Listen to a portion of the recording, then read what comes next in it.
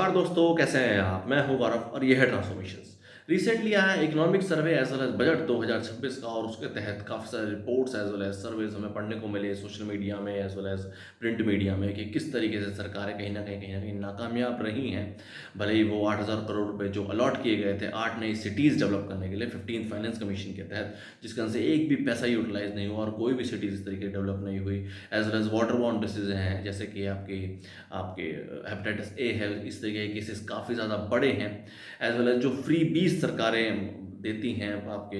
State के राज्य के चुनाव से पहले डिफरेंट राज्यों में हमें देखने को मिला ही है। उसकी वजह से स्टेट के बजट्स पे किस तरीके से इफ़ेक्ट हो रहा है, ये भी हमें पढ़ने समझने को मिला ही। उसके अलावा एयर पॉल्यूशन के तहत का जो प्रॉपर जो बजट अलॉट किया गया था, उसके अंदर से भी काफ़ी कम बजट जो है एयर पॉल्यूशन को कम करने के लिए लगाया गया। एज़ वेल जो युवाओं के लिए jobs as well as skilling के लिए जो पैसा अलॉट किया गया था, उसमें सिर्फ 5% करीब-करीब ही इन्वेस्ट किया गया और ओवरऑल जो और रेस्ट फंड्स है वो अनयूटिलाइज़ ही रहा। और ये सब तो रही इस budget as well as economic survey की बातें। उसके बाद जो हमारा फोर्थ पिलर ऑफ डेमोक्रेसी है, जो हमारा मीडिया जर्नलिज्म है, उसकी सुबह-शाम इन सब चीज़ों के ऊपर चर्चा है कि क्या मोदी या राहुल इन सब चीज़ों से उभर पाएँगे, नहीं उभर पाएँगे? वो इन सब चीज़ों को जो द देश एक तरीके से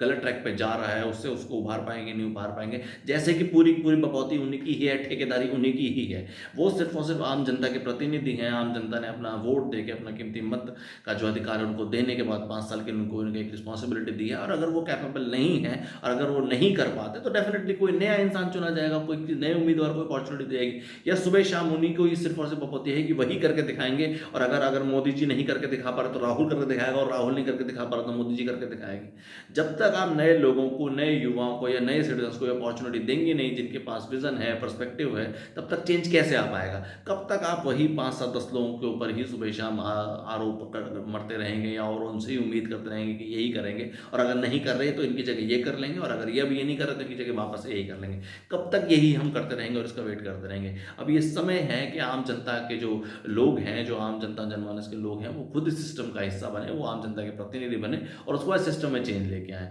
देखिए, किसी भी कोई ऐसी कोई रिस्पॉन्सिबिलिटी नहीं है, हमारे देश में political as well electoral democracy है और कोई भी इंसान जिसके पास अच्छे विचार हों, विज़न हो, पर्सपेक्टिव हो, जिसका जिसका कोई मिशन हो सोसाइटी के लिए बेहतर करने के लिए, अपने आगे आने वाली पीढ़ियों के लिए बेहतर करने के लिए, वो इस सिस्टम का हिस्सा बन सकता है और ट्रांसफॉर्मेशन जैसे प्लेटफ़ॉर्म बनाने का मकसद भी सिर्फ़ और सिर्फ यही है कि आम जनता के बीच में से अगर कोई जनता का प्रतिनिधि आना चाहता है, बनना चाहता है, तो अपनी विचारधारा, विज़न, पर्सपेक्टिव इस प्लेटफ़ॉर्म पे शेयर कर सकता है और आम जनता, आम जन उसके बीच में अपने विचारों को पहुँचा के उनका प्रतिनिधि बन के देश की, राज्य की बेहतरी के लिए योगदान दे सकता है। जय हिंद,